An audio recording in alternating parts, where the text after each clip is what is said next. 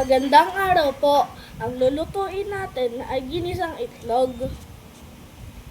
Ito po ay simpleng ulam na madaling lutuin.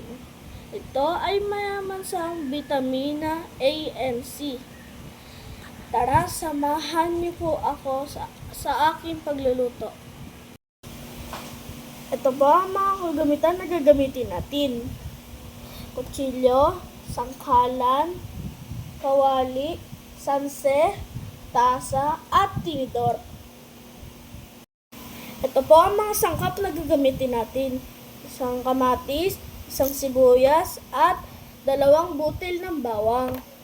3 itlog, isang kutsaritang asin, at konting mantika. Ay na maliliit ang sibuyas, bawang, at kamatis. Gaya na ito. Susunod, basagin ang mga itlog. Ilagay sa tasa, lagyan ng asin at bathin ito.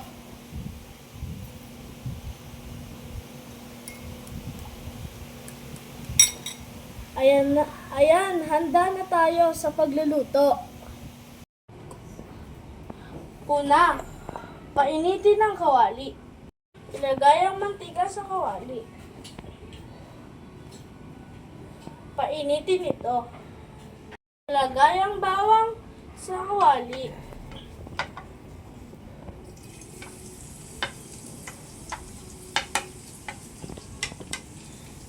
Lutuin ito.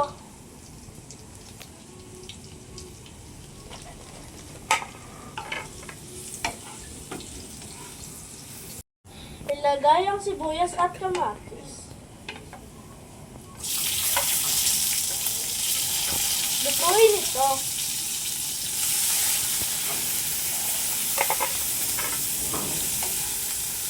Ilagay ang binating itlog. Lutuin ito.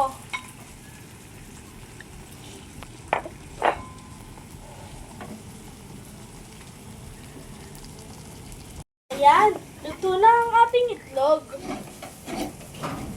Tayo po ay maghahain.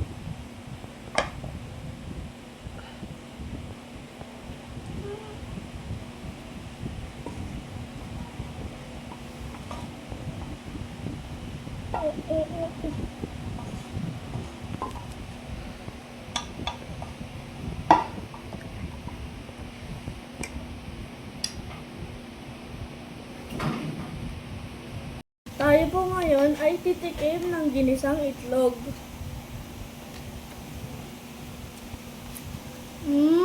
Ang sarap. Gaya nga po ang sinabi ko kanina, mayaman po ito sa vitamina A and C. Ito po ay napakadaling lutuin. Maraming salamat po, hanggang sa muli.